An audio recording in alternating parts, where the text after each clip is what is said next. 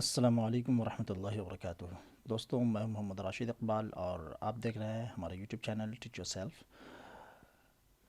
Urdu pedagogy سے متعلق جو ہم نے ویڈیو کا سلسلہ شروع کیا ہے، آج ہم اس کا دوسرا ویڈیو لے کر حاضر ہوئے ہیں۔ میں نے بتایا تھا کہ میری یہ کوشش ہوگی کہ خاص کر سی ٹیٹ اور اس طریقے سے جو بھی ایگزامس ہوتے ہیں ٹیچر ایلیجبلٹی ٹیسٹ کے، اور اس میں اردو اور اردو پیڈاگوجی سے متعلق سوال اگر کیا جاتا ہے تو آپ اس سے متعلق تیاری اگر کر رہے ہوں تو یہ ویڈیو ہماری دیکھ سکتے ہیں۔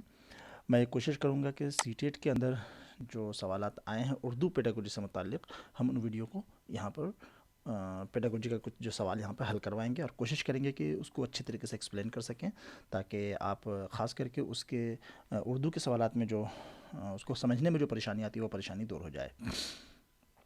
ٹھیک ہے، تو چلیے آج کا ویڈیو شروع کرتے ہیں۔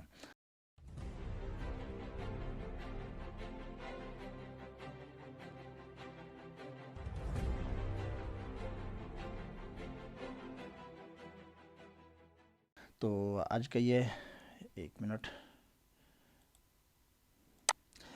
آج کا جو یہ پہلا سوال ہے، سوال نمبر 11 ہے کہ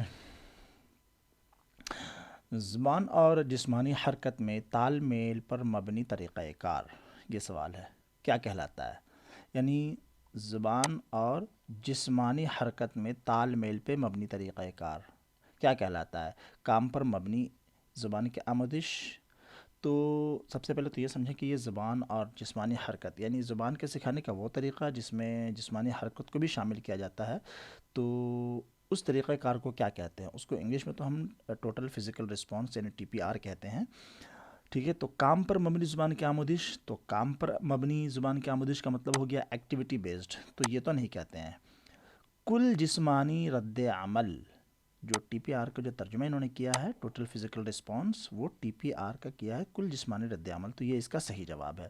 ٹھیک ہے، تو کام پر مبنی زبان کی آموزش کا مطلب ہو سکتا ہے یہاں پر ایکٹیویٹی بیسڈ لرننگ۔ ٹھیک ہے، امدادی لسانی آموزش، یہ پتہ نہیں کچھ اور دیا ہے۔ ترسیلی زبان کی تدریس، تو ترسیلی زبان ہوگی آپ کو کمیونیکیٹیو لینگویج۔ تو خیر یہ تینوں آپشن تو ہے نہیں، لیکن میں اس کا انگلش جو ہو سکتا ہے جہاں تک میں اس کو بتا دیتا ہوں تاکہ اس کو سمجھنے میں آسانی ہو۔ تو اس سوال کا جو صحیح جواب ہے وہ کل جسمانی رد عمل۔ میں نے اس پہلے والے ویڈیو میں بھی کہا تھا، اور بہتر طریقہ یہ ہے کہ جب آپ اس کو دیکھ رہے ہوں تو ایک کاپی قلم لے کر بیٹھیں، اور یہ اگر آپ نے پیڈاگوجی آپ انگلش کی مدد سے پڑھ رہے ہیں، انگلش پیڈاگوجی آبویسلی پڑھ رہے ہوں گے، یا کسی بھی ہندی لینگویج کی پڑھ رہے ہیں، تو اس پیڈاگوجی کو آپ اس سے کنیکٹ کر کے سمجھنے کی کوشش کریں، تو کہ پیڈاگوجی آلموسٹ سیم جیسا ہوتا ہے دونوں میں ہی۔ ٹھیک ہے، تو انگلش میں اس کو ہم ٹی پی آر یعنی ٹوٹل فزیکل رسپانس کہتے ہیں۔ ٹھیک ہے، چلیے اگلا سوال دیکھتے ہیں۔ اگلا سوال ہے بنیادی خواندگی اور بنیادی نمبر شماری کی بنیادی شرط کیا ہے؟ ابھی اتنی جگہ بنیادی آ گیا کہ سمجھنے میں پریشانی ہو جائے گی۔ خیر، بنیادی خواندگی اور بنیادی نمبر شماری کی بنیادی شرائط کیا ہے؟ اب یہ پوچھنا کیا چاہ رہا ہے؟ بنیادی خواندگی مطلب کہ بیسک جو لٹریسی ہوتا ہے، تو بیسک لٹریسی اور بیسک نمبر شماری یعنی نومریسی۔ ٹھیک ہے، تو جس کو ہم بنیادی خواندگی کہتے ہیں، اور نمبر شماری کا جو بنیادی نمبر شماری ہے اس کے یہ جو بیسک شرط یا بنیادی شرط کیا ہے؟ تو سننا یا بولنا کیا بنیادی خواندگی کے اندر آتا ہے، اور ریاضی۔ تو بنیادی خواندگی کے اندر جو آتا ہے، بنیادی خواندگی جس کو کہتے ہیں، اس کے اندر آتا ہے پڑھنا اور لکھنا، سوری، یہ یاد رکھنا پڑے گا کہ بنیادی خواندگی کا کیا مطلب ہے، کہ خواندگی کے بنیادی چیزیں کیا ہے، یا بنیادی خواندگی کسے کہتے ہیں؟ تو پڑھنا اور لکھنا بنیادی خواندگی کہلاتا ہے، اور بنیادی نمبر شماری یا بیسک نومریسی جو ہے وہ کہلاتا ہے بھائی اعداد کا بنیادی علم، کہ آپ کو اعداد کا علم ہو، نمبر کا علم ہو، آپ نمبر جوڑنا گھٹانا اور بیسک جو اس پہ کیا نام ہے آپریشن ہوتا ہے، جوڑنا گھٹانا اور نمبر کو کاؤنٹ کرنا، شمار کرنا، یہ ساری چیزیں آپ جانتے ہیں، تو اعداد کے بنیادی علم یہ بیسک نومریسی کہلاتا ہے۔ تو اس کا صحیح جواب یہ ہے۔ ٹھیک ہے، تو اگر آپ کو بنیادی خواندگی کیا ہوتی ہے یہ معلوم ہوگا، جیسے میں نے یہاں لکھ رکھا ہے basic literacy is reading and writing, اسی کو سوال میں پوچھا ہے اردو میں کہ بنیادی خواندگی کیا ہے۔ ٹھیک ہے، لکھنا پڑھنا اور ماحولیات تو آئے گا ہی نہیں، جب ماحولیات آ گیا تو اس کی وجہ سے یہ سوال کا جواب غلط ہو جائے گا۔ لکھنا پڑھنا اور عادات سے کھیلنا، یہ والا حصہ بھی غلط ہو جائے گا۔ ٹھیک ہے، اور نومریسی سے مراد یہاں پہ ریاضی نہیں ہے۔ ٹھیک ہے، تو یہ اس وجہ سے یہ سوال غلط ہے۔ صحیح سوال کا جواب جو ہے کیا ہے؟ نمبر 2 ہے. آگے چلیے. قواعد سکھانے میں طلبہ کی مدد کے لیے جو ہم عملی کاموں کا ڈیزائن کرتے ہیں، عملی کاموں کا ڈیزائن تیار کرتے ہیں، اس کے حوالے سے درج ذیل میں سے کون سب سے موزوں ہے؟ کیا پوچھا ہے؟ سب سے موزوں کیا ہے؟ قواعد سکھانے کے لیے طلبہ کی مدد کے لیے جو ہم عملی ڈیزائن تیار کرتے ہیں. عملی ڈیزائن کا مطلب ہو گیا عملی کاموں کا ڈیزائن، یعنی پریکٹیکل ورک جو ہم تیار کرتے ہیں، جو پریکٹس سیٹ وغیرہ تیار کرتے ہیں، تو وہ کیسا ہونا چاہیے؟ ٹھیک ہے، اسے بہت معلوماتی ہونا چاہیے، جیسے پہلے حصہ دیکھا، بہت اسے بامعنی ہونا چاہیے. یہ بالکل صحیح ہے کہ جو بھی آپ پریکٹیکل ورک قواعد سکھا رہے ہیں اور اس سے متعلق جو بچوں کو پریکٹس یا عملی مشق کے لیے جو بھی شیٹ دے رہے ہیں آپ تیار کر کے، تو اس میں کچھ بھی قواعد سے متعلق کوئی جملہ یا جو بھی لے رہے ہوں، وہ جملہ یا محاورہ یا جو بھی ہو، وہ ایسا ہو جو بامعنی ہو، جس کو بچہ اگر یاد کرے تو اور سمجھے تو اسے اپنے پریکٹیکل لائف میں استعمال بھی کر سکے. تو اس کا بامعنی ہونا بہت زیادہ ضروری ہے. بہت زیادہ معلوماتی ہو کوئی ضروری نہیں ہے، بامعنی ہونا بہت ضروری ہے. معلوماتی ہو ٹھیک ہے، معلومات مل جائے تو اچھی بات ہے. اسے استاد کے نقطۂ نظر سے مقصد ہونا چاہیے. استاد کے نقطہ نظر ٹیچر سینٹر آ گیا، یہ تو ہونا ہی نہیں چاہیے. اس سے کوئی سماجی عمل نہیں ہونا چاہیے، اس کا کوئی سماجی عمل نہیں ہونا چاہیے، یہ بھی صحیح نہیں ہے. ٹھیک ہے، تو صحیح جواب اس کا جو ہے اسے بامعنی ہونا چاہیے. یہ سوال کا جواب صحیح ہے. اگلا سوال دیکھیں. قواعد کی ترجمانی کا طریقہ کار نہیں کرتا ہے. اب یہ قواعد کی ترجمانی کا طریقہ کار یہ جو پوچھا ہے، اس کو ہم بولتے ہیں گرامر اینڈ ٹرانسلیشن میتھڈ، جس میں گرامر یعنی قواعد اور پھر ترجمہ کا طریقہ کار. آپ اس کو الگ الگ ترجمہ کر دیں، قواعد اور ترجمہ کا طریقہ کار یا قواعد کی ترجمانی کا طریقہ کار، ٹرم وہی ہے، اردو میں انہوں نے اس طریقے سے اس کا ترجمہ کیا ہے. تو گرامر اور ٹرانسلیشن میتھڈ میں کیا چیز نہیں ہوتا ہے؟ ٹھیک ہے، مادری زبان کے ذریعے آموزش کی حوصلہ افزائی کی جاتی ہے، بالکل ہوتا ہے. قواعد کے اندر جو ہے، قواعد اور ٹرانسلیشن میتھڈ جو ہوتا ہے اس کے اندر مادری زبان کی مدد لی جاتی ہے. ٹھیک ہے، اس کو ایکسیپٹ کیا جاتا ہے. یہ بات تو صحیح ہے، غلط نہیں ہے.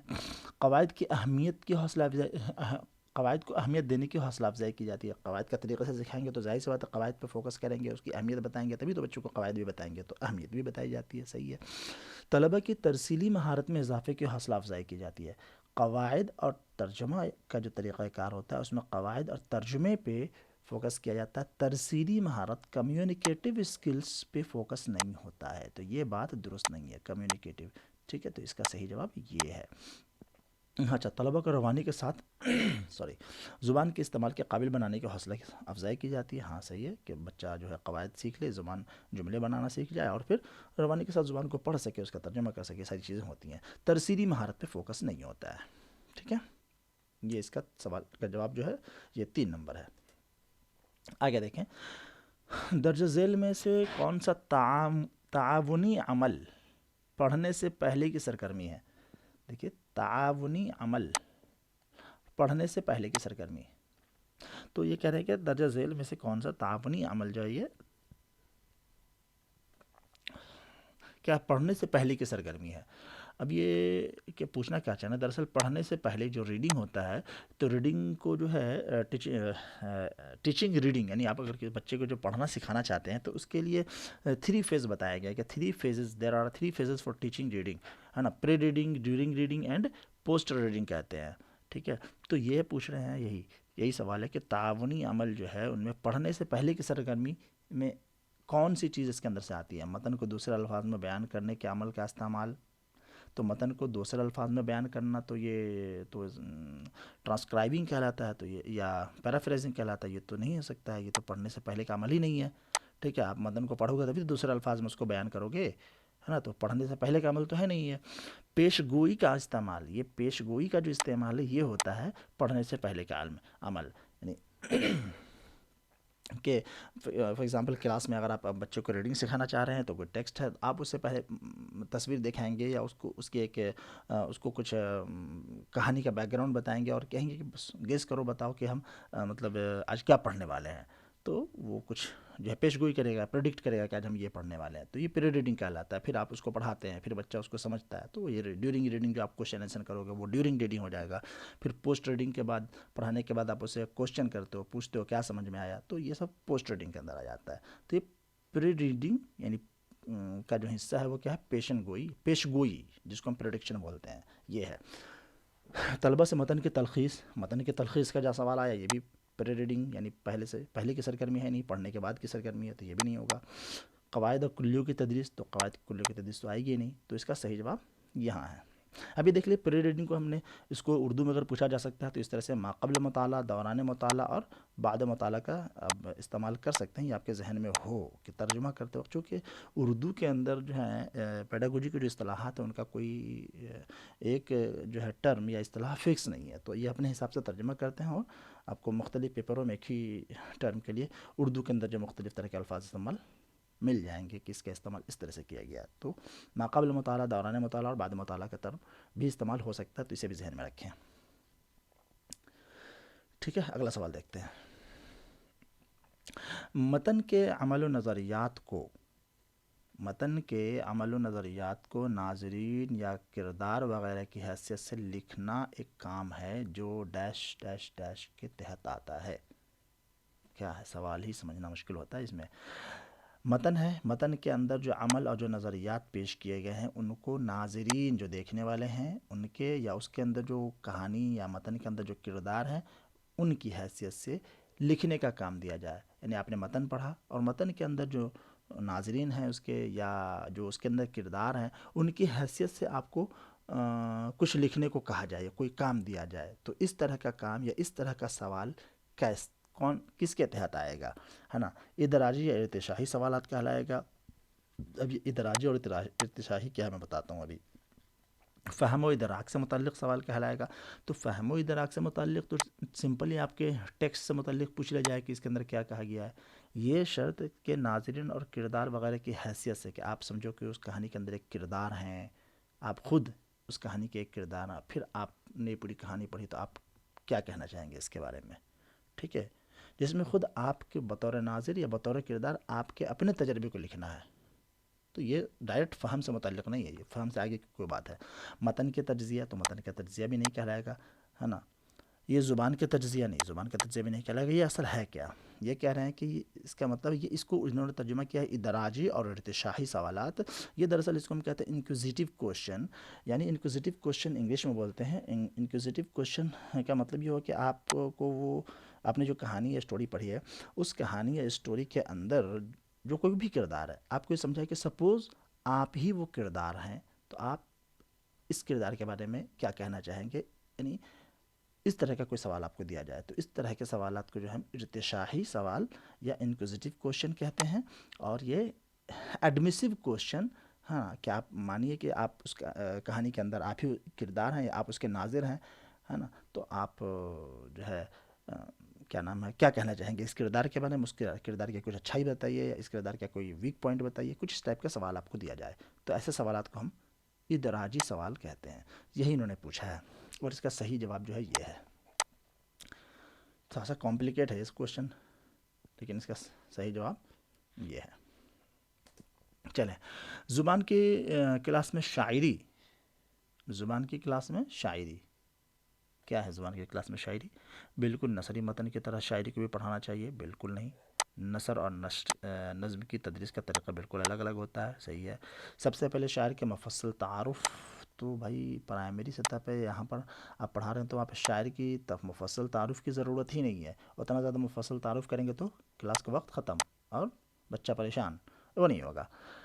کیا ہونا چاہیے اس کے اندر؟ یہ سمجھنے اور محظوظ ہونے کے لیے انجوائے، یہ بہت زیادہ اہم ورڈ ہے کہ شاعری ہوتی ہے اس لیے کہ بچہ کو اس کو پڑھے، تو ایک تو پڑھے تو سمجھے، اور ساتھ میں وہ محظوظ بھی ہو، انجوائے بھی کرے۔ یہ شاعری کے پڑھانے کا کلاس میں مقصد ہوتا ہے، ٹھیک ہے؟ یہ نظم اور شاعری کے بارے میں زیادہ ہوتی ہے، یہ بھی صحیح نہیں ہے۔ تو سوال کا جو ہے جواب وہ نمبر 3 ہے۔ چلیے آگے والا سوال، اگلا سوال۔ طلبہ کی جانچ کے دوران زبان کا استاد ڈیش ڈیش ڈیش طلبہ کے بارے میں معلومات یکجا کرتا ہے۔ اب یہ طلبہ کی جانچ کے دوران زبان کا استاد یعنی لینگویج ٹیچر جو ہے، اگر کسی طلبہ کی جانچ کر رہا ہے تو وہ کیا کیا معلومات یکجا کرتا ہے، طلبہ کے بارے میں کیسے کیسے معلومات یکجا کرتا ہے؟ تکنیکی اصطلاحات اور زبان کی مدد سے طلبہ کو فیڈ بیک فراہم کرنے کے لیے، تو سب سے پہلے بات ہے کہ تکنیکی اصطلاحات بہت زیادہ تکنیکل اصطلاحات کے پیچھے ہم نہیں پڑتے ہیں، اور تکنیکی اصطلاحات اور تو کیا نام ہے اس کے جانچ نہیں کرتے ہیں بہت زیادہ، تو یہ تو نہیں ہوگا، ٹھیک ہے۔ اس میں جو ہے وہ ہے متعلمانہ اور غیر متعلمانہ، جس کو ہم اسکولسٹک اینڈ کو اسکولسٹک کہتے ہیں، ٹھیک ہے۔ تو تعلیمی اور غیر تعلیمی، درسی اور غیر درسی، ہر طرح کی معلومات جو ہوتی ہے جب آپ جانچ کر رہے ہیں تو ان میں ان متعلمانہ اور ہم متعلمانہ پہلوؤں سے مختلف طریقہ کار اور اعلی کار کو بروئے کار لانے کے لیے طلبہ کے بارے میں معلومات یکجا کرتا ہے۔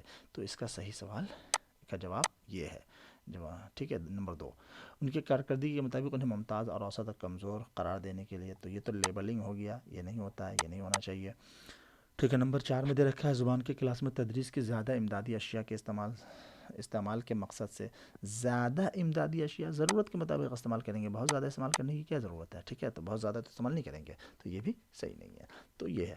اب ایک سوال جواب جو ہے اس کا 2 نمبر ہے۔ اب ایک چیز یہاں پر ہے کہ مسلسل اور جامع اندازہ قدر، جس کو آپ CCE کہتے ہیں، اس میں متعلمانہ اور ہم متعلمانہ، اب یہ متعلمانہ اور ہم متعلمانہ جو ہے ایک ٹرم استعمال کیا، متعلمانہ کو اسکولسٹکس اور ہم متعلمانہ کو اسکولسٹکس۔ اب اس کے لیے 2-3 طرح کا ٹرم استعمال ہوتا ہے، متعلمانہ اور ہم متعلمانہ استعمال ہوا ہے، اسی طرح سے تدریسی اور غیر تدریسی بھی استعمال کرتے ہیں، اسی طرح سے نصابی اور ہم نصابی سرگرمیاں، یہ بھی ٹرم استعمال ہوتا ہے۔ تو آپ اس کو بس یاد رکھیں لکھ کر کے اور اپنے ذہن میں رکھیں کہ جہاں اس طرح کا آپ کو یہ سمجھنا چاہیے کہ سوال اسکولسٹک اینڈ کو اسکولسٹک کوشچن سے متعلق ہے، ٹھیک ہے۔ اب اردو میں جس طریقے سے پوچھ لیا جائے آپ اس کو سمجھ جائیں گے تو جواب لکھ پائیں گے صحیح سے۔ آگے دیکھتے ہیں۔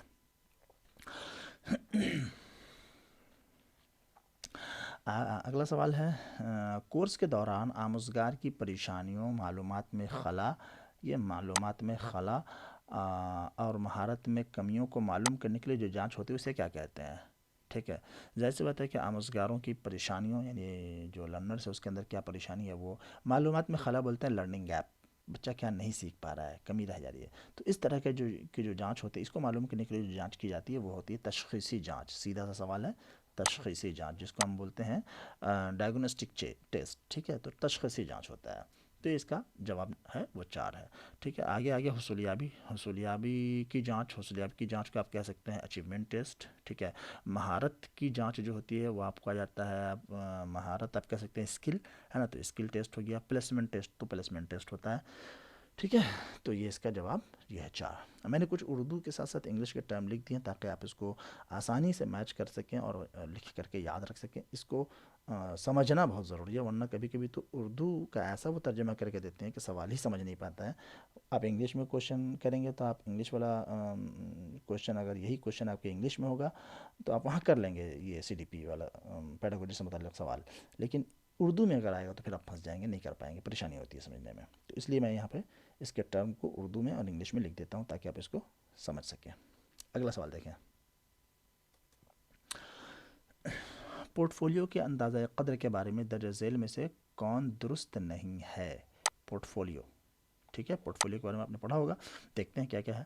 پورٹ فولیو کا اندازہ قدر طلبہ کی آموزش کے بارے میں شواہد فراہم کرتا ہے، بالکل صحیح بات ہے کہ بھائی پورٹ فولیو کے اندر جو چیزیں ڈالی جاتی ہیں وہ ایک طرح سے شواہد ہی ہیں کہ بچے نے کیا پوری کلاس کے دوران یا پورے کورس کے دوران بچے نے کیا کیا کام کیا ہے، صحیح بات ہے یہ۔ طلبہ کو زیادہ خود مختار بنانے میں معاون ہوتا ہے، خود مختار بناتا ہے، صحیح بات ہے کہ بچہ خود سے کام کرے، اور جب اس کے کچھ اچھا کام کرے گا تو وہ اس کی حوصلہ افزائی ہوگی اور وہ خود مختار ہوتا جائے گا، ہے نا، یہ معاون ہوتا ہے یہ۔ آگے طلبہ کی غور کرنے کی صلاحیت میں اضافہ کرتا ہے اور آموزش کی خود نگرانی کا مطلب سیلف اسسمنٹ، بچہ جو پورٹ فولیو آپ تیار کرتے ہیں تو بچے سب مانگتے ہیں کہ آپ کا جو اچھا کام ہو وہ دیں، ہے نا، تو بچے نے اگر ڈرائنگ بنائی ہے 10 تو اس میں کہیں گے آپ کے حساب سے جو سب سے اچھی ڈرائنگ آپ کی ہے وہ دیں، ہے نا، پورٹ فولیو میں رکھنا ہے، تو بچے کی سب سے اچھی ڈرائنگ وہ خود ہی سیلف ایویلیوٹ کر کے آپ کو دے گا کہ ہاں یہ میری ڈرائنگ سب سے اچھی ہے نا، تو سیلف آموزش میں بھی یہ معاون ہوتا ہے، سیلف نہیں، خود آموزش کی خود نگرانی یعنی سیلف لرننگ یا سیلف ایویلیویشن، ٹھیک ہے، سیلف ایویلیویشن میں بھی مددگار ہوتا ہے، یہ تینوں بات صحیح ہے۔ پورٹ فولیو کا اندازہ قدر طلبہ کی آموزش میں ایک بار کیا جانے والا اندازہ قدر ہے، یہ بات غلط ہے، یہ تو آپ کو ہر کلاس میں ہوتا ہے، ایک مرتبہ نہیں ہوتا ہے، یہ بات غلط ہے، تو یہ والا جو ہے اس کا جواب صحیح ہوگا جواب نمبر 4۔ اگلا سوال دیکھیں، قواعد کی کلاس میں ہمیں پہلے کیا کرنا چاہیے؟ وضاحت کرنی چاہیے کہ کس طرح قواعد کے نکات بنتے ہیں۔ اب اگر قواعد کے کلاس میں پہلے آپ وضاحت کریں گے پھر سمجھائیں گے تو یہ تو قواعد کو بالکل الگ سے پڑھانے کے جیسا ہو گیا۔ حالانکہ یہ کہا گیا کہ قواعد کی تدریس الگ سے نہیں ہونی چاہیے، ضمناً ہونی چاہیے، ہے نا، فطری انداز میں، ٹھیک ہے، تو یہ تو صحیح نہیں ہوگا۔ فطری انداز میں قواعد کے نکات کو پیش کرنا چاہیے، آپ پڑھا رہے ہیں اور فطری انداز میں پیش کریں تو یہ اس کا سوال کا جواب صحیح ہے۔ غیر معمولی نکات اگر کوئی ہے کی وضاحت کرنی چاہیے۔ تو سب سے پہلی بات، غیر معمولی نکات سے کیا مطلب ہے؟ گرامر کے کچھ ایسے نکات جو معمولی یا معمول کے مطابق نہیں ہے، جس کو ہم ایکسیپشنل کیس کہتے ہیں، تو ابھی چھوٹے بچوں کے سامنے اس طرح کے نکات گرامر کے آنے ہی نہیں چاہیے، ورنہ تو وہ اور ذہنی طور پر پریشان ہو جائے گا، ٹھیک ہے، تو اس کی بھی ضرورت نہیں ہے، یہ بھی سوال کا جواب صحیح نہیں ہے۔ ان کے سماجی عمل کو ان کے سماجی عمل کا بیان ہونا چاہیے کہ قواعد کے سیکھنے کا سماجی کیا فائدہ ہوتا ہے، نا، یہ بھی صحیح نہیں ہے۔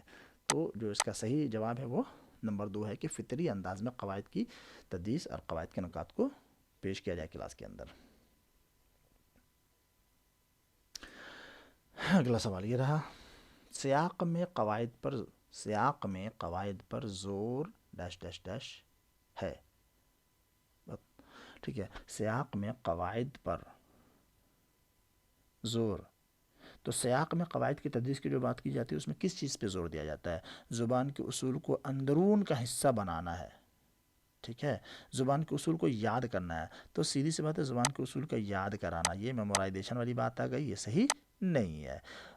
مواد کا ترجمہ کرنا ہے، نہیں، ترجمہ بھی نہیں کرنا ہے قواعد کا، ہے نا، اصولوں کو بہت زیادہ عمومی بنانا ہے، بہت زیادہ عمومی، اوور جنرلائز کرنا، ٹھیک ہے، تو کسی بھی قاعدے کو اوور جنرلائز کرنا بھی صحیح نہیں ہوتا، بہت جب یہ تینوں نہیں ہو سکتا ہے تو صحیح جواب کیا ہوگا؟ اوبویسلی یہ ہوگا۔ اب اس کو پڑھ کے دیکھیں، زبان کے اصول کا اندرون کا حصہ نہ بنانا، اندرون کا حصہ بنانا یعنی انٹرنلائز کرانا، بچے کو سیاق میں قواعد اس طریقے سے بتائیں کہ وہ بچوں کے اندرون کا حصہ بن جائے، یہی سیاق میں پڑھانے کا مطلب ہے، ٹھیک ہے، تو یہ جو ہے جواب اس کا نمبر 1 ہے۔ آگے دیکھیں اگلا سوال، مثال سے عمومیت کا سفر ڈیش کہلاتا ہے، کیا مطلب؟ یعنی آپ پڑھا رہے ہیں، پہلے آپ نے مثال دیا، پھر مثال سے کچھ قاعدہ نکال کے جنرلائز کر رہے ہیں، تو پہلے مثال دیا پھر اس کو جنرلائز کر کے اس سے کوئی کلیہ یا قاعدہ نکالا، یہ کیا کہلاتا ہے؟ تو یہ استقرائی طریقہ کہلاتا ہے، ٹھیک ہے، طریقے اور تدریس کے قواعد کے تدریس کے 2 طریقے ہیں، استخراجی طریقہ اور استقرائی طریقہ۔ تو استقرائی طریقے کے اندر پہلا قاعدہ دیکھ لیجیے، یہاں پہ پہلا قاعدہ، استخراجی طریقے کے اندر پہلا قاعدہ بتاتے ہیں، پھر ان قاعدے کے بنیاد پہ مثالیں پیش کی جاتی ہیں، نکالی جاتی ہیں، ٹھیک ہے، اور استقرائی طریقے کے اندر پہلے آپ مثال دیتے ہیں، مثال دے کر بچوں کو بتاتے ہیں اور مثالوں کے مدد سے اصول یا کلیہ نکالنے کی کوشش کرتے ہیں، ٹھیک ہے، تو یہ اس کا صحیح ہے۔ باقی جو نیچے ہے وہ سب راستہ اور ناسہانہ اور استخراجی، اس کا یہ تو بالکل سیدھا سوال ہے، ٹھیک ہے، چلیے آگے دیکھتے ہیں۔ کچھ سوالات بالکل سیدھے ہوتے ہیں نا، تو ان کا جواب آپ ڈائریکٹ بتا سکتے ہیں، اس میں تو ایلیمینیٹ کرنے اور اس میں ٹائم لگانے کی ضرورت ہی نہیں ہوتی ہے۔ خیر، اگلا سوال یہ ہے کہ زبان کی آموزش کے لیے مواد کی تیاری کے اصولوں میں سے ایک ہے، کہ زبان کے آموزش کے لیے مواد کی تیاری، مٹیریل کی تیاری کے اصولوں میں سے ایک ہے۔ اگر آپ زبان کی آموزش کرنا چاہ رہے ہیں تو اس کے لیے اگر آپ کوئی میٹر تیار کر رہے ہیں کلاس میں پڑھانے کے لیے، تو اس کے کیا اصول ہیں، ہے نا، مواد اور ٹیچنگ میٹیریل تیار کرنے کے کیا اصول ہیں، ان میں سے ایک ہے عمر کے ہر زمرے کے لیے پیچیدہ مواد کا انتخاب کرنا۔ تو عمر کے ہر زمرے کے لیے ایک تو بچے ہر ایج کے اگر ہیں، چھوٹے بڑے ہیں، یا تو پیچیدہ مواد کا واقعہ، یہ بات جو ہے یہ خود ہی اچھی بات نہیں ہے، تو یہ تو نہیں ہوگا، بہت زیادہ پیچیدہ مواد نہیں لینا چاہیے۔ ہاں، مواد کی ترتیب، مواد کی درست درجہ بندی ہونی چاہیے، یہ بات بالکل صحیح ہے کہ جو بھی آپ مواد یا میٹر یا کنٹینٹ بچوں کو پڑھانے کے لیے لے رہے ہیں، اس کو ایک اچھے طریقے سے اس کی درجہ بندی، اس کی سیکوینس کریں، سسٹمیٹک طریقے سے اس کو ارینج کریں، تاکہ بچہ اس کو اچھے طریقے سے سمجھ پائے۔ تو مواد کی درست درجہ بندی بہت ضروری ہے، ٹھیک ہے. کسی بھی طرح کے مواد کا انتخاب کیا جا سکتا ہے، یہ بھی صحیح نہیں ہے. کسی بھی طرح کا کیسے انتخاب کر لیں گے؟ جو آپ کے جو تدریسی مقاصد ہیں اس کے مطابق ہو، بچے کے عمر اور اس کے ذہنی سطح کے مطابق ہو. بہت ساری چیزیں ان کا دھیان رکھنا پڑتا ہے. مواد کو مختصر اور محدود ہونا چاہیے. کوئی ضروری نہیں ہے مواد کا مختصر یا محدود ہونا، ٹھیک ہے، ضرورت کے مطابق ہو. بہت زیادہ مختصر بھی نہ ہو تو یہ ساری چیزیں نہیں ہو سکتی ہیں. صحیح جواب اس کا یہ ہے. کیا ہونا چاہیے مٹیریل کا؟ Material should be clear and systematic. ہاں، تو ایک تو یہ کہ سسٹمیٹک درجہ بندی ہو، کلیئر ہو، واضح ہو، بہت زیادہ پیچیدہ بھی نہ ہو، ہے نا. دوسری بات یہ ہے کہ ایسا بھی نہیں ہے کہ آپ نے جو میٹر لیا ہے، جو میٹیریل کو آپ نے سسٹمیٹک ارینج کیا تو وہ ایسا بیچارہ مطلب اس طریقے سے وہ سسٹمیٹکلی ارینج ہے کہ آپ کے پاس اس کو مطلب اس کے اندر کوئی فلیکسیبلٹی ہی نہیں ہے، آپ اس کو آگے پیچھے نہیں کر سکتے ہیں. ایسا نہیں ہے، کیونکہ پڑھاتے ٹائم کبھی کبھی ایسا ہوتا ہے کہ کچھ ایسے حالات کلاس میں بنا گیا کہ آپ کو بہت سبق کو مختصر کرنا ہے، یا اس کو کچھ اور وقت بچ گیا تو اس کو آپ کچھ اور اس کو ایلیبوریٹ کر کے پڑھائیں گے. تو فلیکسیبل ہونا بھی ضروری ہے. Flexible enough to allow for creativity and variety, کہ کچھ کریٹیوٹی ایڈ کر سکیں. تو اس کا تھوڑا سا فلیکسیبل، لچکدار بھی ہونا چاہیے وہ مواد جو آپ تیار کر کے لے جا رہے ہیں. چلیے اگلا سوال دیکھیں. بچے کو جب نظم کی قرأت کے لیے کہا جاتا ہے تو یہ استاد کی بچے کے ڈیش اندازہ قدر میں مدد کرتا ہے. کیا کہہ رہے ہیں؟ بچے کو جب نظم کی قرأت کے لیے کہا جاتا ہے، بچے کو کہا جاتا ہے کہ آپ نظم پڑھیں، پویم پڑھیں، ٹھیک ہے، تو یہ استاد کی مدد کرتا ہے. کس میں؟ بچے کے کس مطلب بچے کے اندازہ قدر میں. تو بچے کے کس چیز کے اندازہ قدر میں مدد کرتا ہے؟ بچے کے ادب کی معلومات میں. نظم پڑھنے سے بچے کے ادب کی معلومات کے بارے میں اندازہ قدر. تو نظم کے پڑھانے کا مطلب تو نظم کی قرأت یا نظم کے پڑھانے کا مطلب ادب کی معلومات تو نہیں ہے. تو ادب کی معلومات کا اندازہ کیسے کرے گا؟ بولنے کی مہارت کا اندازہ. نظم وہ پڑھ رہا ہے تو اس سے بولنے کی مہارت کا کیسے پتہ چلے گا؟ نہیں چلے گا. ادراکی صلاحیت. اب یہ ادراکی صلاحیت بھی نہیں ہو سکتی، اس لیے ادراک، اب اس کے اندر ادراکی صلاحیت ہو لیکن ہو سکتا ہے کہ وہ جو نظم پڑھ رہا ہے اس کی ادراک نہیں کر پا رہا ہے نا. تو ادراکی صلاحیت کا وہ اندازہ نہیں کر رہا ہے. نظم پڑھنے کے لیے کیا ہے، اس سے بچے کے نظم کی ادراک کا اندازہ قدر کر سکتا ہے کہ بھائی نظم بچہ جو پڑھ رہا ہے اس کا کتنا ادراک کر پا رہا ہے. ادراک مطلب سہم، انڈرسٹینڈنگ، کمپریہنشن، ٹھیک ہے. تو یہ ہے کہ نظم کی قرأت کے لیے کہا گیا ہے تو استاد اس سے بچے کی ادراک کی اندازہ قدر میں مدد کرتی ہے. یہ بات ٹھیک ہے کہ بچہ نظم پڑھ رہا ہے تو کتنا سمجھ کے پڑھ رہا ہے، ٹھیک ہے. تو ادراکی صلاحیت نہیں ہو، اس کا صحیح جواب نہیں ہوگا، ہے نا. ہو سکتا ہے کہ بچے کے اندر ادراکی صلاحیت ہو لیکن وہ جو نظم پڑھ رہا ہے اس کا وہ اس وقت صحیح ادراک نہیں کر پا رہا ہے، اس وقت صحیح سے نہیں سمجھ پا رہا ہے، ٹھیک ہے. چلیے تو یہ نمبر اس کا 4 جو ہے اس کا صحیح جواب ہے. اگلا سوال دیکھیں. یہ دیکھیں، یہ جو ہے کیا ترجمہ کیا انہوں نے، متفقہ غور و خوض. متفقہ غور و خوض بہت اچھا لفظ لکھا ہے. کس کے لیے؟ برین اسٹارمنگ کے لیے، ٹھیک ہے. تو اس کو لکھ لیں اور یاد رکھیں کہ برین اسٹارمنگ کے لیے انہوں نے متفقہ غور و خوض کا ورڈ استعمال کیا ہے.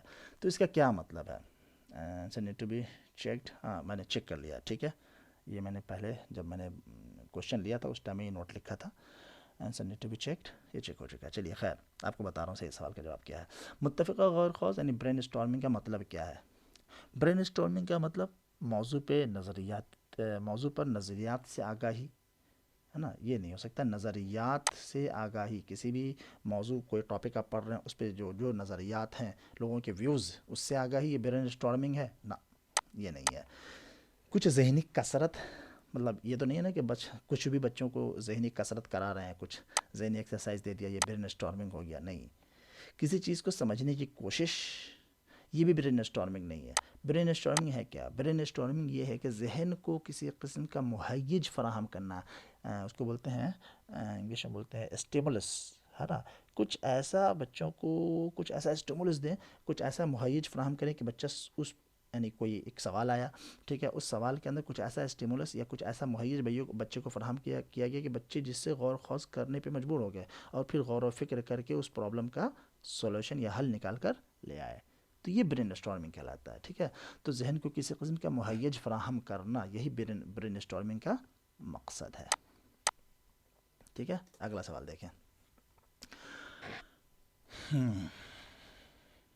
زبان کی تدریس کے حوالے سے درج ذیل میں سے کون سا مفروضہ غلط ہے؟ کیا پوچھا ہے؟ مفروضہ غلط ہے، ٹھیک ہے، مفروضہ غلط ہے کس کے بارے میں؟ زبان کی تدریس سے متعلق کون سا مفروضہ غلط ہے؟ دیکھیے، آموزگار اصل حالات میں استعمال کی کوشش سے زبان سیکھتے ہیں۔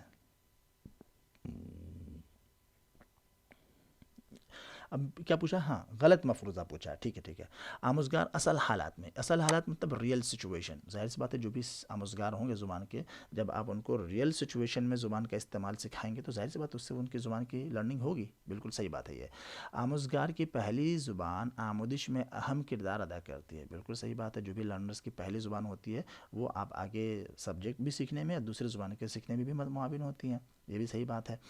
زبان کی تدریس کی توجہ، زبان کی تدریس کی توجہ ترسیلی سرگرمیوں پہ ہونی چاہیے، ٹھیک ہے۔ اب زبان کی جو تدریس کروا رہے ہیں تو اس کی زیادہ تر توجہ ترسیلی سرگرمیوں پہ ہونی چاہیے، کمیونیکیشن پہ ہونا چاہیے، کہ ہاں اس لیے کہ کمیونیکیشن کیا ہے، جو وہ آپ کو کیا ہے، ایک بیسک اسکل ہے زبان کا، ہے نا، تو اس پہ ہونا چاہیے، یہ بات بھی بالکل صحیح ہے۔ زبان کی تدریس میں بولنے سے زیادہ لکھنے کو اہم سمجھنا چاہیے۔ اب یہ بات جو ہے کہ زبان کی تدریس میں بولنے سے زیادہ لکھنے کو اہم سمجھنا چاہیے، یہ بات غلط ہے۔ کیوں بھائی؟ بولنے کی اپنی اہمیت ہے اور لکھنے کی اپنی اہمیت ہے، یہ کہنا کہ بولنے سے زیادہ لکھنے کی اہمیت سمجھنا چاہیے، یہ مفروضہ جو ہے یہ غلط ہے اور ہمیں غلط ہی چوز کرنا ہے، لہذا صحیح جواب اس کا 4 والا ہے۔ اگلا سوال دیکھیں، کسی تصور یا اصول کے اختتام پر لیے جانا والا ٹیسٹ، کسی تصور یا اصول، یعنی کلاس میں آپ نے کوئی کانسیپٹ پڑھایا یا کوئی اصول یا کوئی چیز آپ نے پڑھائی، اس کے وہ ختم ہو گیا، اب اس کے بعد آپ جو ہے ٹیسٹ لے رہے ہیں، تو ظاہر سی بات ہے اس ٹیسٹ کا مطلب کیا ہوگا؟ حصولیابی ٹیسٹ، کہ بچے نے اس سے کیا حاصل کیا، اس جو کچھ بھی آپ نے پڑھایا ہے، تو یہ ڈائریکٹ کوشچن ہے، ہاں، تو اس میں تو زیادہ ایلیمینیشن کی ضرورت نہیں ہے۔ اب دیکھ لیں اس کا ٹرم یاد کر لیں، تشخیصی جانچ مطلب ڈائگنوسٹک ٹیسٹ، پلیسمنٹ ٹیسٹ تو ہے ہی، یادداشت کی جانچ ہے نا، تو کوگنیشن ٹیسٹ کہہ سکتے ہیں اس کو۔ بہرحال تو اس سوال کا جواب کیا ہے؟ حصولیابی جانچ، اچیومنٹ ٹیسٹ ہے اس کا مطلب۔ آگے دیکھیں، پرائمری سطح پر درسی کتابوں میں تصویری وضاحت کا مطلب ہے، یعنی پرائمری سطح پہ درسی کتابوں میں جو تصویریں دی جاتی ہیں، تصویری وضاحت ہوتی ہے، اس کا کیا مطلب ہے، کیوں دی جاتی ہے وہ، ہے نا؟ درسی کتاب کو جاذب بنانا، جاذب بنانا، تو درسی کتاب کو جاذب بنانے کے لیے صرف تصویر دی جائے یہ اس کا مقصد نہیں ہو سکتا ہے۔ جب کتابوں میں تصویر شائع کیا ہے تو اس کا کوئی نہ کوئی علمی یا تدریسی مطلب ہونا چاہیے نا، ٹھیک ہے، تو صرف جاذب بنانے کے لیے تو نہیں، کور پیج ڈال دیں گے بہت سے بہت، اور کیا۔ درسی کتاب کو رنگین بنانا یہ بھی مقصد نہیں ہے، صرف رنگین بنانے کے لیے پکچریں بھرے بھرے چلے جا رہے ہیں، ہاں، تو یہ بھی نہیں ہے اس کا مقصد۔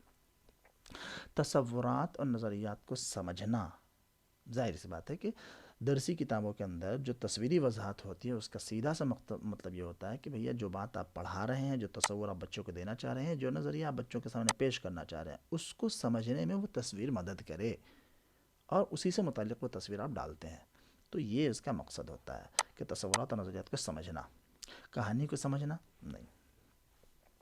وہ الگ ہوتا ہے، ایک بگ بک وغیرہ ہوتی ہے، اس کے اندر جو ہے تصویروں کی مدد سے بچوں کو کہانی سکھایا جاتا ہے، وہ ایک الگ چیز ہے، ٹھیک ہے۔ تو یہاں پر درسی کتابوں کے اندر جو تصویری وضاحت ہوتی ہے وہ اس لیے ہوتی ہے کہ تصورات و نظریات کو سمجھا جا سکے۔ اگلا سوال، زبان کی مہارت کے حوالے سے کون سا بیان درست ہے؟ زبان کی مہارت کے حوالے سے کون سا بیان درست ہے؟ دیکھیں، اسکول کو صرف پڑھنے لکھنے کی مہارتوں پر زور دینا چاہیے، اسکول کو صرف پڑھنے اور لکھنے کی مہارتوں پر زور دینا چاہیے، کیونکہ سننا اور بولنا از خود آ جاتا ہے۔ کیا پوچھا ہے اس میں؟ کون سا بیان درست ہے؟ اچھا ٹھیک ہے، تو یہ جو کہا انہوں نے کہ صرف پڑھنے اور لکھنے کی مہارتوں پر زور دینا چاہیے، یہ بات غلط ہے۔ کیوں بھائی؟ جب LSRW کی بات کر رہے ہیں تو ساری یہ کس نے کہا تھا کہ سننا اور بولنا از خود آ جاتا ہے؟ آپ اگر بولنے کی پریکٹس نہیں کریں گے تو سامنے کسی کے ایک لفظ مطلب اپنے آپ کو بھی ظاہر نہیں کر پائیں گے، اپنا معافی ضمیر بھی ادا نہیں کر پائیں گے، تو یہ بھی سیکھا جاتا ہے۔ اور سننا اگرچہ نہ سکھایا ہوتا لیکن سننے کے آداب تو ہوتے ہیں، سننا بھی آپ کو سیکھنا پڑتا ہے کہ اگر آپ کسی چیز کو سن رہے ہیں تو کتنے دھیان سے سنیں، نا، تو گویا کہ LSRW کی جو بات کی گئی اس کے حساب سے یہ چیز غلط ہے، ٹھیک ہے، تو اس کا غلط ہے، یہ نہیں ہو سکتا۔ آگے زبان کی مہارتوں کو سننے، بولنے، پڑھنے اور لکھنے کی درست ترتیب سے پڑھایا جانا چاہیے۔ اب یہ دیکھیں یہاں پر یہ تھوڑا سا کنفیوژن پیدا کر رہا ہے کہ سننا، بولنا، پڑھنا اور لکھنا LSRW کی جو بات کی جائے تو زبان کی مہارتوں کو اسی ترتیب سے، درست ترتیب سے پڑھانا چاہیے۔ یعنی ایسا ہونا چاہیے کہ پہلے بچے کو سننا سکھائیں، سننا لگے تو پھر بولنا، پھر بولنے لگے تب پڑھنا، پڑھنے لگے تو لکھنا۔ نہیں، یہ بات غلط ہے۔ کیوں؟ یہ جو LSRW کی بات کی جاتی ہے زبان کے سیکھنے کا فطری انداز ہے کہ فطری طور پہ جو زبان کی آموزش ہوتی ہے وہ اس ترتیب میں ہوتی ہے، جس کو ہم کیا کہتے ہیں؟ LSRW کہتے ہیں۔ کیا کہتے ہیں؟ LSRW کہتے ہیں۔ یہ فطری انداز ہے۔ جہاں تک بات ہے مہارتوں کو پڑھانے کی، تدریس کی، ٹھیک ہے، تو وہ ہمارا انٹیگریٹڈ یا اس طریقے سے ہونا چاہیے، انٹیگریٹڈ میتھڈ میں ہونا چاہیے۔ انٹیگریٹڈ میتھڈ کو ہم کہہ سکتے ہیں مطلب ضمنی طور پہ ہونا چاہیے کہ آپ اگر بچے کو پڑھا رہے ہیں کلاس میں ایک نظم، تو اس سے وہ بچے کے سننے کی صلاحیت بھی بڑھے گی، اور وہ نظم پڑھے گا تو پڑھنے کی صلاحیت بھی بڑھے گی، اور آپ نظم کے پڑھانے کے بعد جو اس کا کویشچن آنسر کروائیں گے تو اس سے اس کے لکھنے کی مہارت بھی اس کے اندر آئے گی۔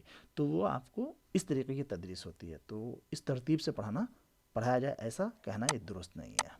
یہ جو LSRW کی بات ہوتی ہے زبان کے سیکھنے کی فطری انداز یا فطری طریقے کے بارے میں کہا جاتا ہے کہ زبان کے سیکھنے کا فطری طریقہ یہ ہے کہ فطری طور پر بچہ پہلے سننا شروع کرتا ہے، پھر بولنا شروع کرتا ہے، اور پھر پہلے پڑھنا سیکھتا ہے، پھر اس کے بعد لکھنا اسے آتا ہے۔ لیکن اس ترتیب سے پڑھایا جائے یہ نہیں ہے۔ پڑھانے کے حساب سے اگر دیکھیں تو اس کا کیسا ہونا چاہیے؟ وہ ہونا چاہیے آپ کو مشترکہ یا ضمنی، ہے نا، ضمنی طریقہ ہوتا ہے کہ ایک چیز پڑھا رہے ہیں تو اسی کے ضمن میں دوسری مہارت بھی بچے سیکھ رہے ہیں ساتھ ساتھ۔ یہ بات بھی غلط ہے۔ زبان کی تمام مہارتیں باہم منسلک ہیں اور تدریسی و آموزشی عمل میں ان کا انضمام ہونا چاہیے۔ یہی بات میں ابھی بتا رہا تھا، اور یہ بات بالکل صحیح ہے کہ زبان کی تمام مہارتیں جو ہیں کیا باہم منسلک ہیں ایک دوسرے سے، اور تدریسی آموزشی عمل میں ان کا انضمام ہونا چاہیے۔ ضمنی یا انضمام یا اشتراک یا مشترک جو سب ایک جیسے الفاظ ہیں، انضمام ہونا چاہیے، ہے نا، ایک دوسرے کے ساتھ ان کو سیکھا جائے۔ ٹھیک ہے، ہدف زبان سے روبرو ہونے سے زیادہ اس کے اصول اہم ہیں، یہ بات غلط ہے۔ ٹھیک ہے، تو صحیح کیا ہے؟ یہ والی بات ہے، سوال نمبر 3۔